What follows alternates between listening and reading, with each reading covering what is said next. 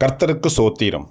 இன்றைய வேதவசனம் ஏசாயா 62 அதிகாரம் 2 ஜாதிகள் உன் நீதியையும் சகல ராஜாக்களும் உன் மகிமையும் காண்பார்கள். கர்த்தருடைய வாய் சொல்லும் புது நாமத்தால் நீ அழைக்கப்படுவாய். ஆமென்.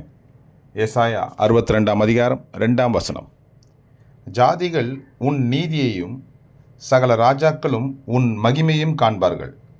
கர்த்தருடைய வாய் சொல்லும் புது நாமத்தால் நீ அழைக்கப்படுவாய். ஆமென். கர்த்தர் உங்களை ஆசீர்வதிப்பாராக, உங்களோடு கூட இருப்பாராக. ஆமென்.